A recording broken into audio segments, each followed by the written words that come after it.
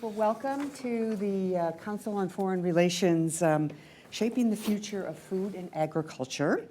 And I think we're lucky to have three very distinguished panelists today. And you have their bios, so I'm not going to go into all their wonderful achievements, but simply to say that Andres Forgacs, and I'm pronouncing it as in the Hungarian, practiced on that, is the co-founder and CEO of Modern Meadow, and also Organovo, which is really leading the whole research and technology in tissue engineering.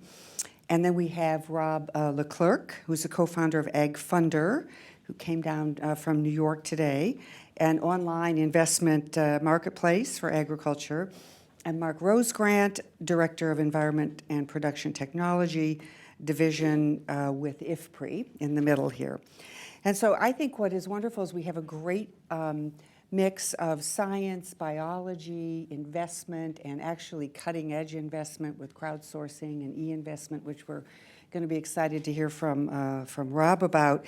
And of course, you know, the ultimate king of everything, policy, the private and public policies that are going to put all that science to work. So thank you, Hallie, and the Council for putting together such a great panel. This is a fun one to do. So I'm going to just dive right in and start with Andres. And Andres, I would love for you to educate us on what tissue culture technology is and what it means for increasing animal protein, which you know clearly, I think most people know why that is important, not only because where the market is going, but for nutritional purposes, and how this can help ameliorate the other problems in agriculture production. And in your TED Talk of 2013, you said, beyond medicine, biofabrication, which is, I guess that's what this is called, could be a humane, sustainable, and scalable new industry. So talk to us about that. Sure. So biofabrication or cell culturing or tissue engineering is basically a way of taking cells, multiplying them in large quantities, and organizing them into tissues. And it's actually not a new technology. It's been around for quite a while, but with all new technologies, its first application was in a very high-value field, which is medicine. So for the last couple of decades, there's been a burgeoning field of medicine known as regenerative medicine, which, if any of you have heard about doctors growing body parts like ears and trachea and whatnot, skin for patients, they're using techniques from tissue engineering. And so our thinking was, first I founded a company that did tissue engineering. It's a company called Organovo, and it was a company that pioneered a certain approach to tissue engineering for medicine. And then we thought to ourselves, well, gosh, if we can make medical-grade human tissues that are good enough to test and develop new drugs, that are good enough to serve certain medical applications, could we also grow muscle that can be made into meat? And could we also grow skin that could be made into leather? And this was the idea behind Modern Meadow. And our approach basically is we take cells, we grow them in large quantities, and we organize them into these tissues. And if you think about it, it sounds kind of radically new, but really there's a long history of using cells as your engine to grow things. So in food, for example, you've had yeast and various bacilli that have been used to make foods for centuries. And so this is just a way of making food, in this case, meat, animal protein, using a different type of cell. And the benefits are significant in terms of environmental efficiency, not having to kill animals, and actually making products that have advantages in terms of nutrition, form factor, and whatnot. Mm-hmm. And I know when we talked before on this, one of my first questions was, well, does this fall into the GMO category? And I think, because clearly then you would be running into a lot of issues there. Could you address that as well as what are the price issues? Because in reading up on this, it looked like there's some people that are thinking it's going to be a high price, $30 per pound or something. And you know, so can you address some of those and any other barriers that you guys worry about? Sure. So it's important to emphasize that we're first focused on wearables. We're focused on making leather before we commercialize food. That said, we actually are making food as well, kind of just in a research setting, and I've brought some samples of something we've recently developed earlier this year. It's a snack food concept we call steak chips. It's like a crunchy beef jerky. And it's important to say that in the food side, we don't do any genetic modification. We take healthy, natural cells from the most perfect animal you can imagine. We grow them in large quantities. We mix in a little bit of pectin, which is the fruit sugar that congeals jam. And then we add barbecue sauce or teriyaki spices or whatever spice we want to infuse. And then we bake it in a food dehydrator. So it's an extremely controlled, very sterile, very, just very highly auditable process, and it results in something that's very food safe and very shelf stable, and also something that is nutritionally extremely sound. These steak chips, for example, are a snack food, but it's 70% protein and very little fat. And it's, again, we don't know if it's a product. It's just something we've done to kind of amuse ourselves, and we've had about 100 people try it so far, but they're all still alive and well, as far as I can tell. But again, that's pretty much the approach. So there's no genetic modification involved on the food side.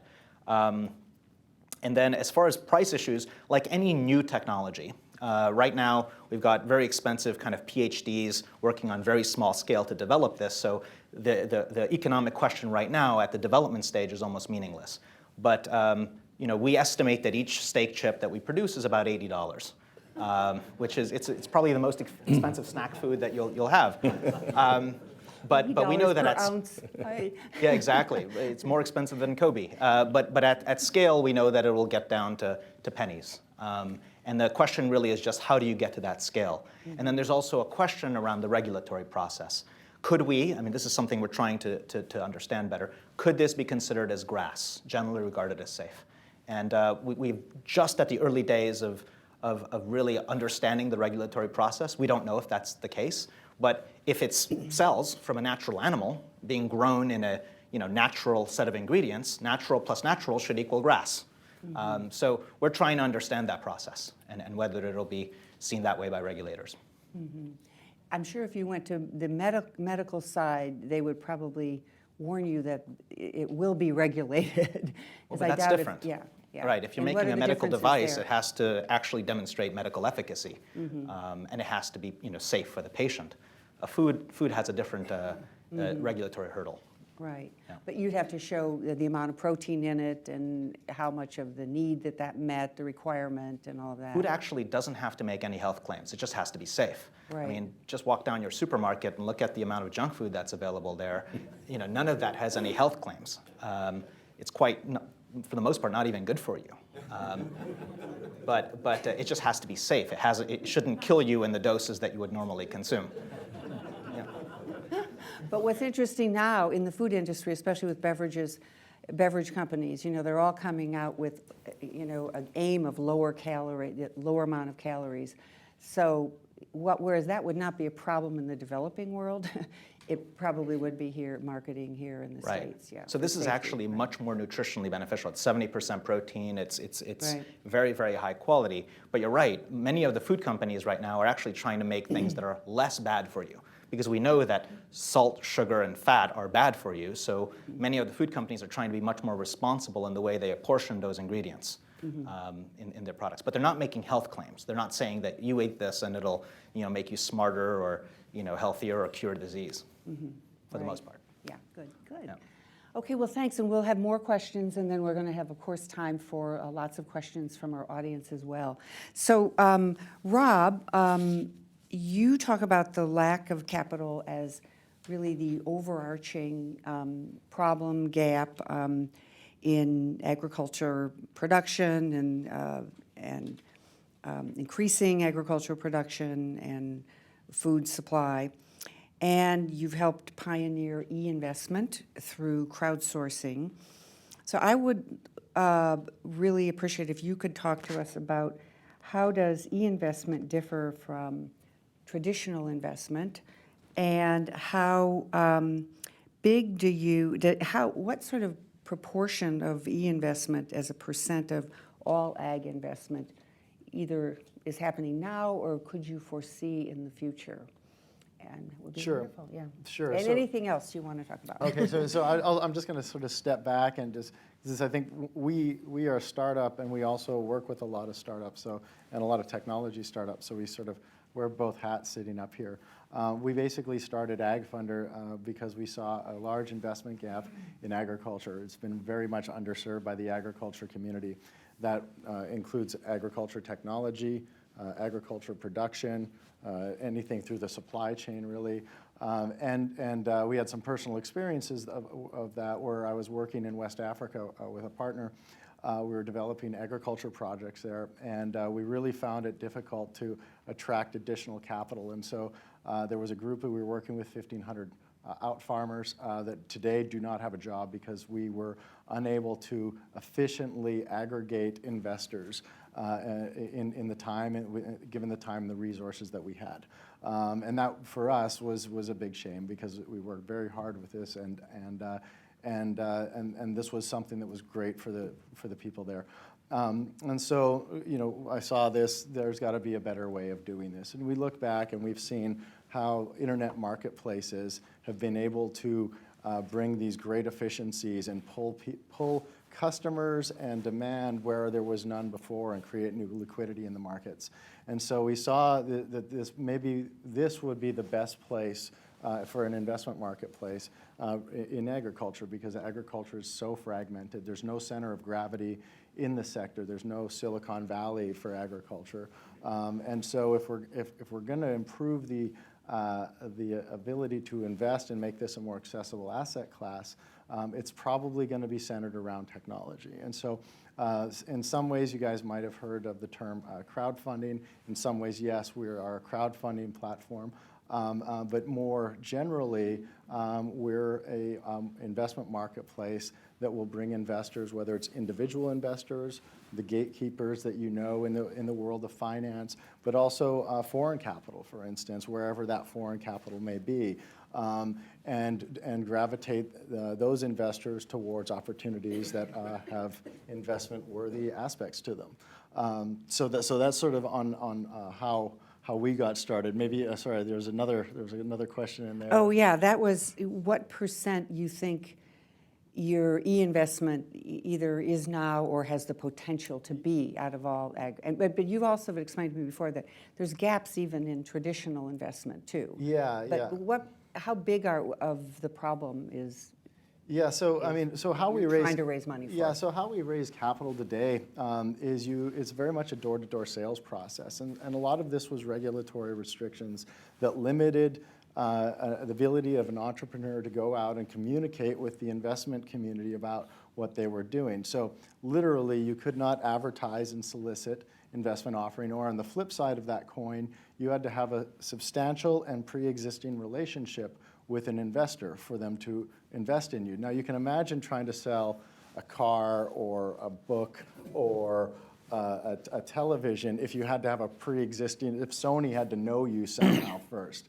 And you could imagine how difficult the rest of the economy would be to operate. And so those restrictions recently came down, starting in April 2012. More recently, some new components of that were enacted in September of 2013.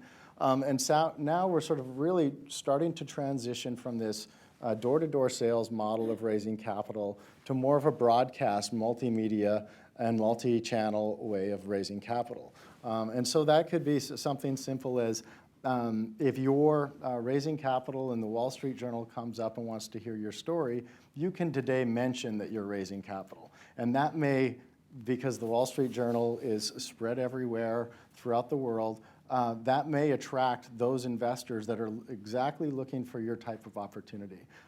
Prior to these new regulations, you could not speak about raising capital at all, and so it really was left up to the investor to maybe infer that there might be some opportunity to invest there. And so I think this very much changes everything. And so if you ask me what percentage will be done on an online forum, I think that most of the best deals will be done on an online forum. That everything else will be sort of done in a boiler room fashion, trying to get somebody to invest just on some sort of friends and a friend back alley kind of situation. But the best opportunities will be brought on an online forum, not only because it gives them an opportunity to attract investment, but they can also have an opportunity by making an event around their fundraising process. And that is, they can connect with other stakeholders. That might be press, that might be customers, that might be strategic partners, channel partners, other technical partners. And so it creates, it's an opportunity to bring all of those individuals around a table at one time, which can be very, very important for particularly early stage companies. Do you see this growing to be a significant share of the market, even if you can't give me a percentage? Sure, sure. I mean, our initial focus, we're taking a wedge into the agriculture market by focusing on the agri-technology space. There was about $277 million of investment in ag tech last year. That has now grown to about $400 million by the first 6 months of this year. So That's in the overall investments in ag tech? In ag tech, yeah. So Yeah. bio ag tech and what we'll call digital ag tech. And so that's a space that's growing, and that's our sort of wedge really into the market. But as we're doing this, we're starting to expand into agribusinesses. We have a project in Guyana that we're working with. We're also looking at a project in China. We have a couple of our projects have had operations with or in Africa. And so we can sort of slowly build that out. What we're seeing is really on the demand side. We have pension fund managers, private equity managers, all sorts of different investor classes that are coming to us trying to access agriculture investment opportunities, and they really enjoy this format. They don't have to meet the investor unless they want to, and there's a lot of information online. And so you ask the question, would you rather somebody knock on your door to sell you a television, or would you rather search for it and do your research and buy it on Amazon when you're ready? And so I think the question, it comes back to, I think it can take a significant portion of the market, and as we go upstream, there's farmland investing, and that provides an opportunity not just to attract other private equity fund managers, but anybody in the investment world that wants to participate in this, where they might have been excluded before because of informational access. I'm thinking about buying a car. I only finally bought a car myself when I could go online and research it and compare and not have to go into the car dealership. Exactly. Where if you were a woman, you used to have to go in the back room. They say, you probably need to call your husband now. And of course I said, they told me to call you, and let's pretend that you're telling me it's too expensive. Yep. But that has totally revolutionized buying a car, right? So Exactly. yeah. Exactly. So you think you can really come into the traditional investors and make that more? Yeah, this is a bit that's of a very disruption exciting, in yeah. the, if you think about what the role of the investment banker traditionally has been, it's been to aggregate capital and supply and be that pipeline or channel between the two. Really, in many ways, that's been set up. Relationships are important, but the specific structure was very much driven by regulations, which limited other more dynamic forms of communication and directly allowing those companies to connect with investors more intimately. And so I think what we're seeing here with AgFunder, and there's other investment marketplaces in other sectors, is this is really the precursor to what you might call a e-investment banking. And particularly, this is going to be very important as in the globalization of private capital markets, because there's really no other way to do it. If there's somebody in Japan and they're looking at an opportunity in the US, and they can just turn on their computer, they can see it in full translation, and that doesn't mean that they just click a Invest Now button to invest 10 or 20 or $50 million, but they can go through a qualification process, which doesn't waste everyone's time. So. Yeah, Dennis Whittle, who was the founder of Global Giving, which is a website you can go on and give philanthropy to development projects, not loans, but philanthropy, really talked about it being the democratization of philanthropy and the creation of ordinary Oprahs throughout the world. And so it's very exciting to think about it that way in terms of investment. Yeah, well, thank you. Yeah, Thank you. Good. Okay, Mark, We're going to move from animal husbandry and chips, wonderful chips, which we don't know what we're going to call them, but maybe this group could come up with a good name for you too. Looking in for the good ideas. From animal husbandry to grains, to maize, rice, and wheat, which Mark assesses and really does tremendous scholarship on this. And he works on policy changes for both the private and the public sectors at IFPRI, which is a wonderful policy research institute that I've known for years, having worked at AID. So I know you have come out with a publication by IFPRI in 2014 in the spring on food security, and you talk about the 11 ag technologies that you recommend for food security in general, increasing yields and improving farmers' access to markets, et cetera. So I just would be interested if you maybe want to talk about that, because to be able to boil that down to 11 is pretty good, but even then, do you prioritize that as what seem to be the most important? Right, yeah, so yeah, just let me speak about a few of anything the else you wanted to key introduce? findings Yeah. from that work and subsequent work we've done. Yeah, so we did look at a wide range of technologies, taking a forward look at the potential over the coming, say, 3 decades. And we looked at both sort of farming systems approaches, including precision agriculture, integrated soil fertility management, no-till conservation, and advanced irrigation, but also at improved seed varieties that aren't as far along, including nitrogen use efficiency and drought and heat tolerance. What we look at then is also look at plausible adoption paths under improved policies and investments, and find that a combination of those up to their feasible potential could reduce hunger by almost 40% in 2050 compared to sort of a baseline without the rapid advancement of these technologies, and also reduce area planted and harvested to these 3 big crops by about 20%, which would save a lot of land for that otherwise would have been fallow or cutting down forests and forest areas as well. And we did find, some things did come out very strong. I think one of the interesting results was that precision agriculture came out very strong on a wide basis, not just in the advanced agriculture countries like the US or Brazil, but using smaller scale sensors and machinery in places like India, South Africa, China, and after that, countries in Southeast Asia are already, you're finding the uses of these kind of smaller scale precision agriculture, which both boosts yield significantly, but also then reduces runoff of nitrogen, volatilization of that into greenhouse gases as well as reducing water use, which is essential. We also found that some of the farming systems are very important, including no-till irrigation and soil fertility management. The trick with no-till irrigation, no-till agriculture is you have to maintain it for years in order to get the soil advantages that you need. Otherwise, if you're just doing a couple of years and then policy changes and you go back and plow it under, you're not going to get those kind of long-term benefits. We also found that the improvements are highest in most cases in Africa and South Asia, and that's really partly because they're quite far behind the technology frontier. So that if you can boost them up, in some cases leapfrogging or else these smaller scale versions of advanced technologies, the benefits are really very important.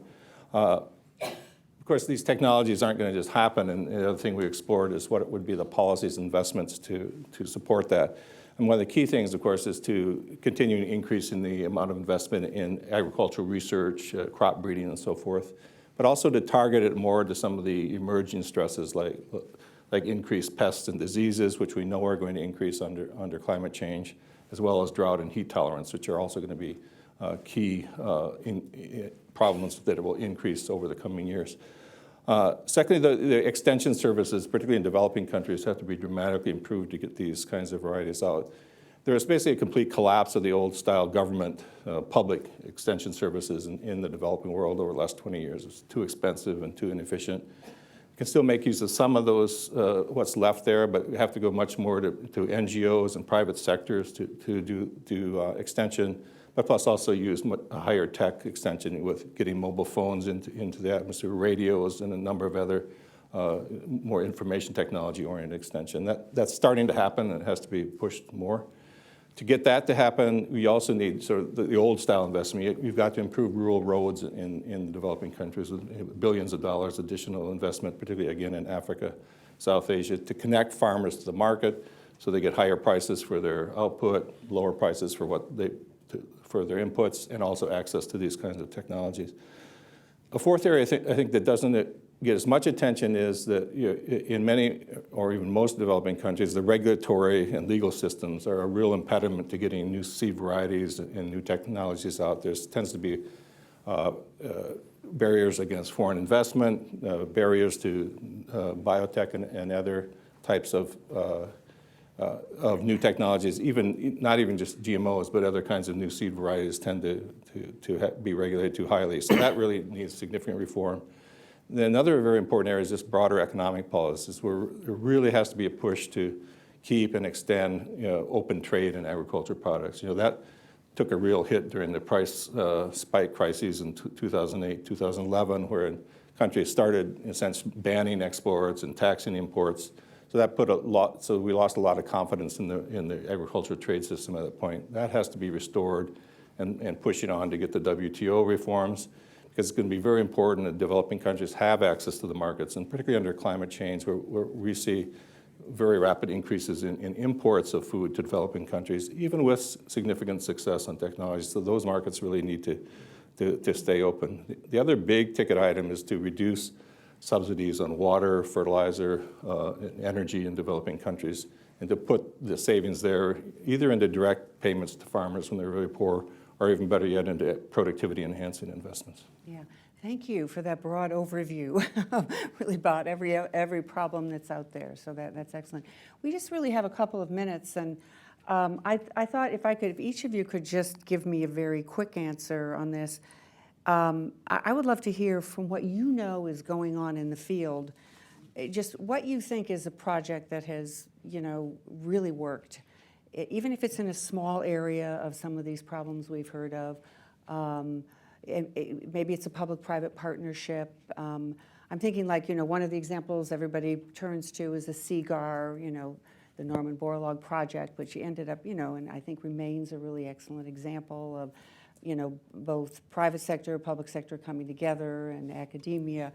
So if you, could give us some examples of some practical things that you think are examples that, encouraged you, or that you are guiding you somewhat even in what you're doing.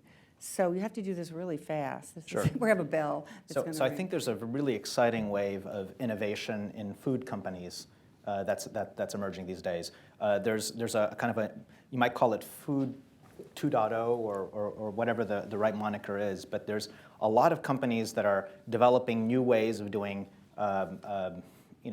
food. And we're focused on developing a better way to grow meat, but there's other companies that are also approaching the meat challenge using plant proteins, and they're doing great innovation in that. I'm aware of a few companies that do that. So Beyond Meat is developing a chicken that has a more authentic texture using soy.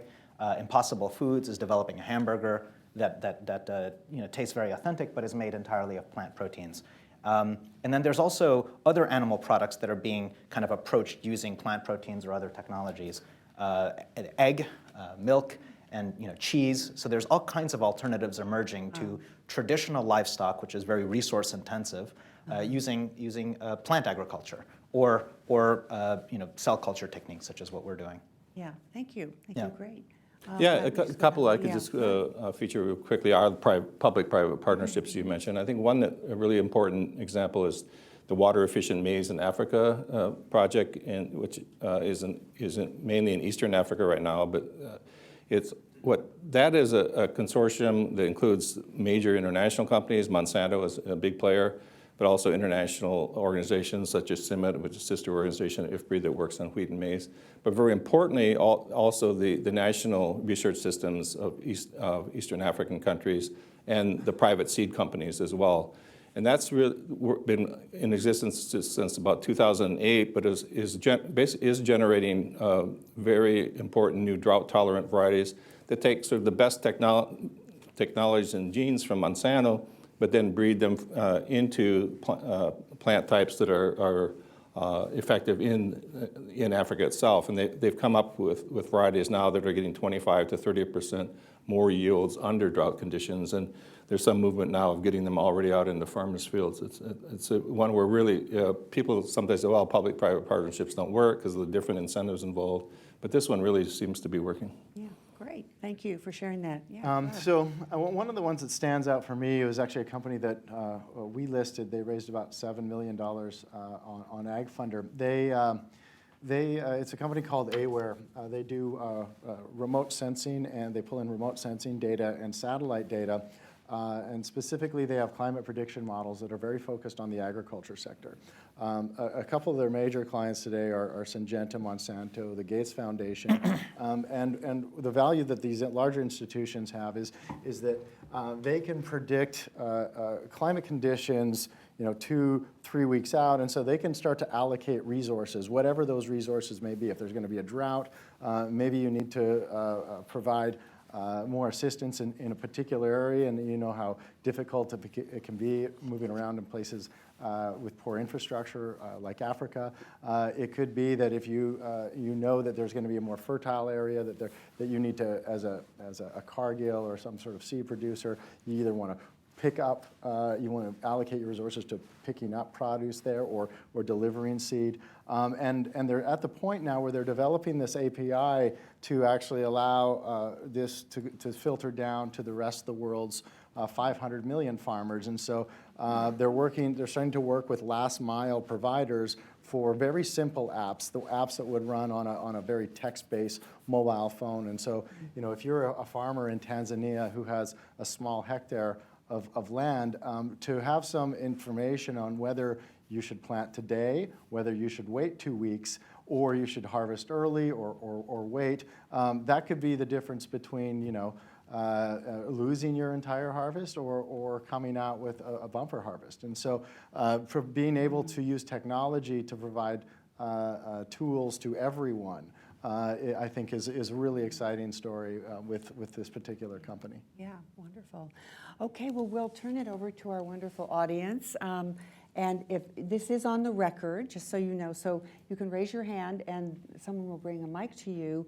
And please just state your name and your affiliation, and then you can pose your question. So we'll start right here. Oh, good, you've got your mic. Kimberly Reed, International Food Information Council Foundation. So we communicate the science behind food safety, nutrition, health, kind of very important thing to do along with what you're doing.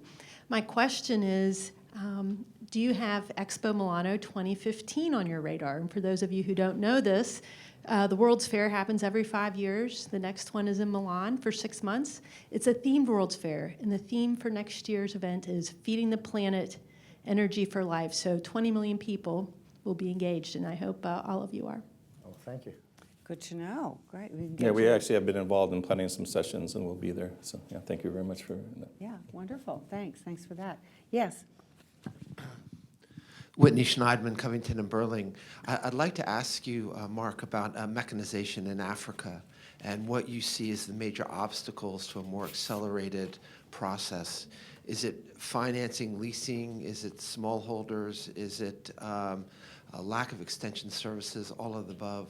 I'd be interested in your thoughts. Yeah, to some extent, you'd say all of the above, but I think one of the key things is to get people willing to set up contracting services, because right now the individual farms are too small to handle mechanized agriculture, but the labor, agricultural labor the prices are going up, the wages are going up now, so for the first time really almost ever, there are some incentives to do that. So what you need to get is some financing for contract operators who would say have a small thresher that they would then work with 10 1-hectare farms, or much more actually over the course of a season. Because individual farmers, aside from some of the really big farms that you can still find in South Africa or Zimbabwe and some other places, you're going to need that contracting services so that you'll be able to get a critical mass to be able to do it. But I think it can happen now, and there's a few small companies who are working in that, both indigenous companies there, and some U.S.-based companies are starting to look at it. Good. Over here in the front row. Thank you, all of you, for a very interesting panel. I'm Johanna Mendelson Foreman, and I'm a scholar in residence at American University. And I'm particularly interested in the investment side as to who your clients are in terms of who is buying up the shares in these lands. Is it Chinese government investors? Is it Indians? Are you looking at countries with new potential to open up lands like Colombia, which has vast territory and is going into a peace process? Does any of this factor into your choice, since I haven't looked at your website there? I'd be really interested to know in how that works. Yeah, so our sort of wedge into the market really has been focusing more on the agriculture technology sides, in particular agribusinesses that are operating rather than global farmland at the moment. That is a very large market and probably a little premature for us given its size. That said, I can still look at to say sort of what kinds of investors are we seeing. We're certainly seeing private equity investors who don't specialize in agriculture technology, but feel that this is going to have a disruptive effect throughout the value chain, and it's something that they are looking to invest in $20 million to $120 million bite sizes. There are a lot of venture capitalists who are starting to look at the space. Since Climate Corp sold in late 2013, I think that was a catalyst that created a big explosion of interest, investor interest, and then also entrepreneur interest. You're not going to see a lot of entrepreneurship if they feel that there's no money available on the other end of that. So certainly we're seeing a lot of traditional Silicon Valley VCs. But then, I mean, it's also family offices and family businesses in the agriculture space. But bringing that back, we also have had several inquiries from large Chinese investors that are looking to agriculture technology, probably and most likely to bring it back to China, because there's a really large push in China to modernize their agriculture industry, and they're looking for edge advantages over what's there domestically. So it's really a broad spectrum and even individuals. So. Mm-hmm. Andres, do you want to also comment on the investment angle of who you're seeing interested in this? Sure. 'Cause you're in that field as well. Yeah, one of the real interesting developments is that this is a space that has, in recent years, become of interest to venture capital community, Silicon Valley and up in the Northeast as well, and actually globally. So some of the companies that I mentioned earlier are actually venture-backed, and one of our first backers was Peter Thiel, who was one of the first investors in Facebook, and we're also backed by Sequoia. And to the question about Asia, there is a real interest in new agricultural technologies in Asia as well. One of the more significant investors globally is Mr. Li Ka-shing out of Hong Kong. So he was one of the he has a venture fund, he's one of the richest people in the world, but he understood from the perspective of Asia that there's a real supply-demand imbalance. And the way that consumption is going in Asia, it's becoming environmentally devastating. And so he has a $10 billion foundation, and the endowment of that foundation has a venture arm. And so what they're looking to do is part of the foundation is used to support medical research and biotechnology research, and then the venture arm that manages the endowment's money invests in technologies that can also address these problems from a private sector standpoint. So Hampton Creek Foods, for example, which is the plant-based egg company, is backed by Horizons Ventures, which is Mr. Li Ka-shing's venture arm. Impossible Foods, the plant-based hamburger, and us and some other companies as well. So there is an appreciation internationally that this is a big global problem. How do you feed the planet, and how do you not wreck it in the process? Mm-hmm. Great. Okay, over here in this second row, and then we'll get to the back, I promise. Hi, Scott Moore. I'm an International Affairs Fellow here at the Council. So a very refreshingly, I think, optimistic kind of presentation of some issues that I think are too often kind of phrased in terms of crises. And I guess I'd just be curious to ask each of you to kind of expand on some of the things that you've said about the biggest barriers, be they political or regulatory or what have you, to the approaches that you've individually are pursuing. Thank you. So why don't we have all three of you comment briefly. So there is a technology hurdle, but I think we've made great progress in that. People say that sometimes the biggest hurdle that we face is a consumer perception hurdle, that we're developing a fundamentally new way of growing meat, and this is going to take some time for people to adjust. So let me ask this audience. If you guys had a chance to taste brewed meat or cultured meat or sample these steak chips, how many of you would be actually willing to do that? Raise your hand. All right.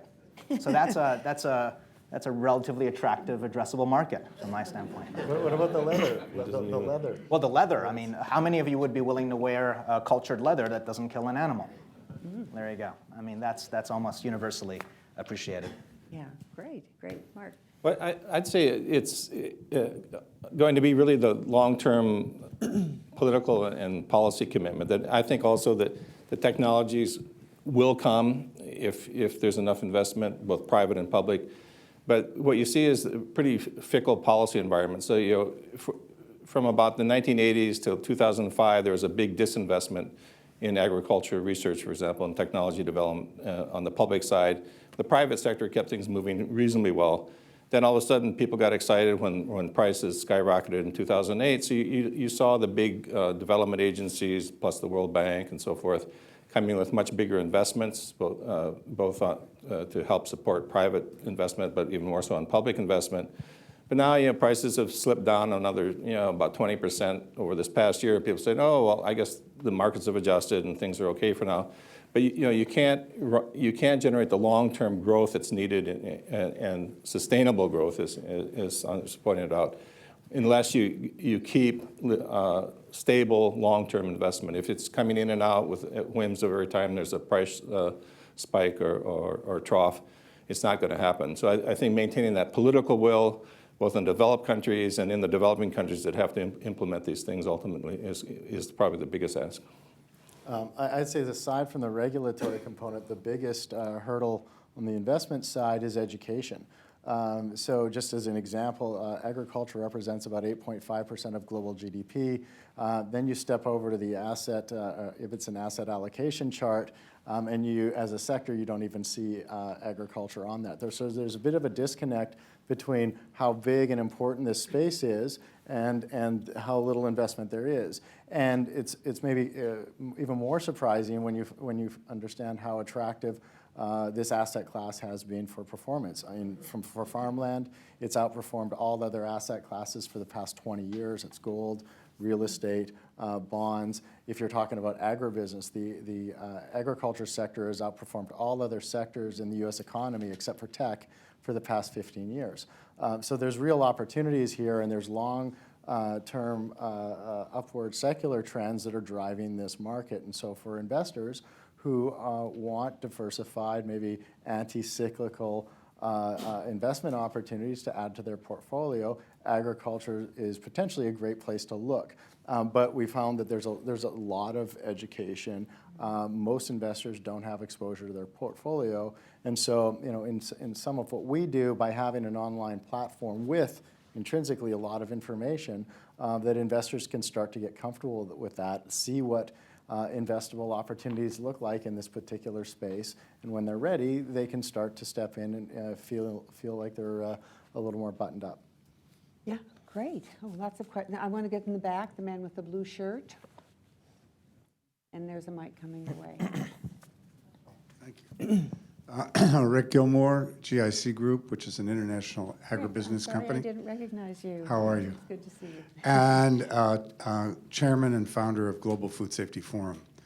I'm going to cheat and ask the chair's indulgence for a question for two of your panelists. First, Rob, what you're describing, I believe, are private placements. And so I wonder how you're going to factor in your strategy, if at all, for IPOs, things of that kind, and also how do you do your boots on the ground due diligence, even preliminary due diligence, for these deals, which it seems inherently a problem with the e-commerce approach. I'm a firm believer in it, as you know, but I'd just like you to address that. And Andres, you tested how many would have a taste of your product. But I'm not sure that's deterministic. Are you? Because we have now 2 more states that are going to hold referenda on cool, which is the labeling issue. And just to be a contrarian, I would think if your product is subject to cool, it's going to be really a Sisyphean task for you to market this. Cool sounds good to me, but I don't. You know what I mean by cool. Right. Not exactly. Yeah, why don't you, that's a good thing. Yeah, could you just elaborate on what you Well, mean by that's a labeling. It's labeling the origin and what, if it's subject to recombinant technology or anything of that kind. And it was defeated in the state of Washington. There's 2 more states that are going to be voting on it at this election round. And it can be under the jurisdiction of the state as well as the federal government to have any product sold in that state be identified and subject to labeling. Rob, do you mind if I answer that really quickly? No, please. Sure. So it's important to state that what we're developing in the food category is not genetically modified. Not that there's anything wrong with that, but that's not the technology that we're employing. That said, if there's a move to label what we do more clearly in the future when it does become a marketable product, I would be the first person for it, because we believe in full transparency and we believe in the full education of the consumer. And in fact, our facility, our kind of head office is located in Brooklyn, and that's where we do our research. And the reason why we're in Brooklyn is because we eventually want to become like an urban brewery where people can actually come and see how the sausage gets made, see how these products get made. So it's fully transparent, which is not currently possible with traditional livestock industry. I mean, slaughterhouses don't invite consumers to come see what they do there. So we're fully behind transparency. We want to educate the consumer. We believe that the more consumers actually understand how we do what we do, the more favorable our approach will be seen in contrast to the status quo. So more transparency, more labeling is better as far as I'm concerned. And as far as IPOs and due diligence, we've already spoken with a number of public companies that want to do a PIPE, private investment in a public entity. We haven't got there yet, but on the vetting side, that is important. What we don't do is try to pick the winners, but we do like to go through a filtering process so that at the end of that filtering process, ideally we have something in the order of the top sort of 3 to 10% of investable opportunities in the space. It doesn't mean that every opportunity is right for every investor. And I think that's probably the case of most investments, where lots of investors will turn an investment down, but you're really looking for the right match of investors. And so if we can have that top 3% or top 5% of the market, and then let the other participants, the investors, do their job. And that's actually probably the harder part, is that last mile of doing that deep dive. It probably takes significantly longer. But we've brought them to a point where we've cleared out a lot of noise. We've provided a very consistent platform by which they can identify investment opportunities, qualify those opportunities, and so and without them having to spend a lot of resources on sourcing. And so it lets them focus on the jobs that they're best at rather than spending additional resources. So. Good. Over on this side, in the far back. Irving Williamson, the U.S. International Trade Commission. All of you have talked about regulatory barriers. So I was wondering, excuse me, is it too early or is it time to be talking about international organizations trying to work on this space and trying to develop some common standards or acceptable standards? I'm thinking particularly the challenges in many developing country governments that they're not up to date on this stuff, the problems that you can have.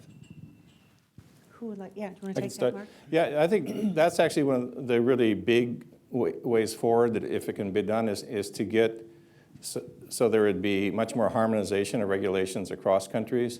That also, though, turns out to be one of the toughest things, because if you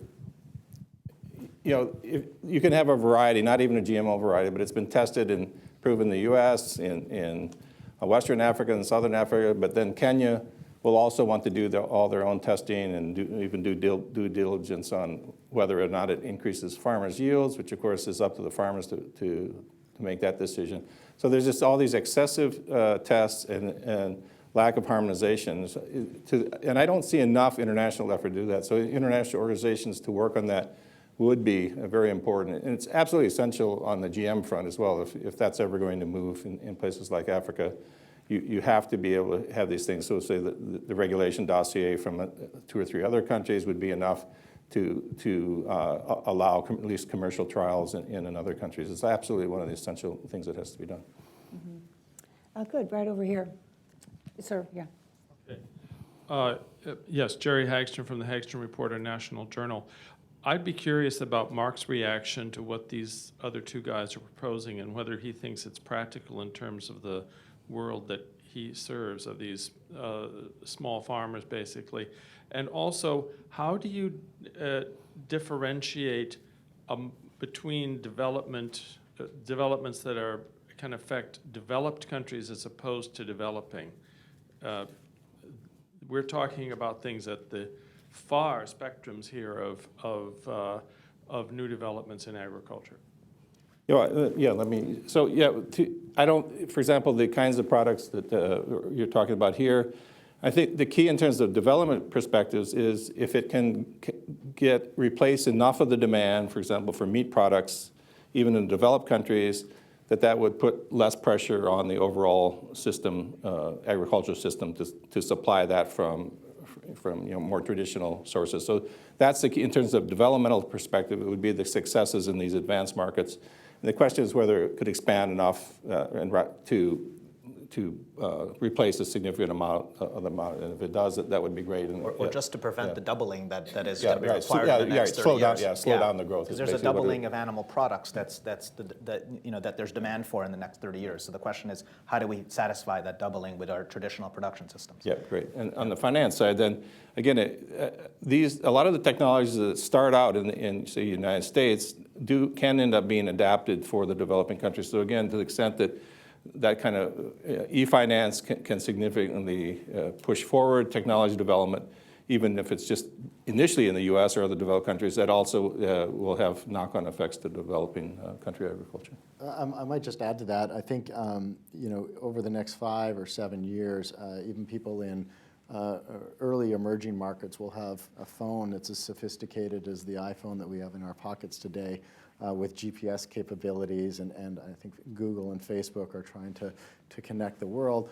That's going to place farmers in a really good position to walk around, GPS their farm, maybe get insurance products on them, give the investment community the data, the actuarial data they'll need, and identity data that they'll need to be able to give farmers efficient loans.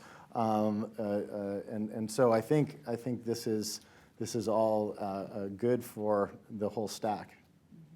Yeah, and there's already an existing project in Kenya by the Syngenta Foundation where the farmers get their crop insurance, and the number of the policy comes over, then Meteorological Institution of Kenya sees if there's been a drought, and they automatically get their payment. I mean, I wish our own insurance could work that way. Yes. I'm Mitzi Worth. I'm with the Naval Postgraduate School. This has been truly fascinating. My question is, what kind of education and training do we need to start giving our students today so they have the skills that you're going to need for what sounds like a very exciting kind of future? But this gets back to what you're dealing with, which is educating the public on this. So, I mean, a lot of the stuff in agriculture technology are, I think, a precursor or a petri dish problems for general technology. So you've got drones, satellite big data, robotics, precision agriculture, and bioag tech. So, I mean, I see sort of math, engineering, the sciences are really the best education that you can have going forward in this space. And in fact, again, focusing on some of the problems in agriculture, because let's say we were really interested in drones right now, and one day we want to see drones drop off our packages at our doorsteps. That's going to be a while before that happens, because we are scared that drone's going to fall out of the sky and hit little Susie in the head. We're very much less concerned if that drone falls out of the sky and hits Bessie, the cow, in the head. And so these technologies are going to be developed in areas where they're fundamentally safer, where there's less people, and they're simpler environments. And so I think it's not only do you have the skill sets are the basic ones in engineering, but I think those engineers and scientists are going to be attracted to the agriculture space because they're the first glimpses in really deploying these technologies into wider use. Yeah. So we've been hiring a lot as a company, and for the time being, we're really focusing on technical skills. So I would absolutely underscore that we're looking for people who have a broadly, biotech or bioengineering backgrounds. But what underlies that is science, technology, engineering, and math. But I would add one more, the arts, because we're a company that certainly on the material side we combine design with technology. So people who know, who appreciate design but know how to talk to scientists are a rare breed. And we really appreciate them as well. So I'd say it's not just STEM, but STEAM that's important. And that's also true on the food side. I mean, at the end of the day, it can be amazing technology, but if it doesn't taste good, if it doesn't look good, if it's not just really desirable product, it's not going to be successful. So at the end of the day, any of these new food innovations are going to succeed or fail based on their desirability, and it's the arts that really know how to create and satisfy desire. Could this be what Sputnik did to us in getting engineering back on the education? I hope so. Okay, I think we have time for one more question. I'm sorry, but please come afterwards. I'm going to call on the woman in the far back because she's had her arm up the longest. Andres, I'd love to know your personal motivation for having moved in the direction you went in. Is it more environmental sustainability, animal rights, market opportunity, some combination of the three? Do you work with organizations like the Humane Society or other organizations that promote the ethical treatment of animals? And how have vegetarians reacted to your endeavor? Yeah, really good question. So I am primarily, there's many motivations of why to do this. You listed several, the environment, animal welfare, creative desire to create something better. I'm primarily motivated by the environmental considerations, but I also care a lot about the animal welfare considerations as well. And what motivated me to start this company was that I understood from a technology standpoint how that could be possible. And just anecdotally, right after I founded Organovo, I was still on the board. I went into a stint as a venture investor. We made investments in the US and in Asia. And at one point, I had to go to China to kind of figure out what was happening there with some of our investments. And I was living there for about a year. And I saw that meat consumption was going up dramatically. Meat prices were going up dramatically. And the environmental kind of livability of cities like Shanghai and Beijing were deteriorating. So I thought to myself, well, gosh, if we extrapolate these trends over decades, it's just going to be disastrous. If everybody in China eats the way we do in the United States and Europe, it's just unsustainable. And so that's what made me kind of put two and two together and figure out that the technologies we were developing at Organovo, that kind of technology could be applied to a fundamentally new way of growing products. By the way, I should say we've got 2 steak chips here, so if anybody does want to come up afterwards and split a chip with me, you're more than welcome. Wonderful. Well, listen, thank you. First, I want to thank our audience for really wonderful questions. So please, those of you that still have them, come up, and I bet our panelists will be willing to answer. And thank you, panelists, for a really fascinating session. And I would like to end on bringing the arts and what Shakespeare would have said about this session today. And I think he would have said, there has been much throwing about of brains. So we'll end on that, on a very good note. Thank you.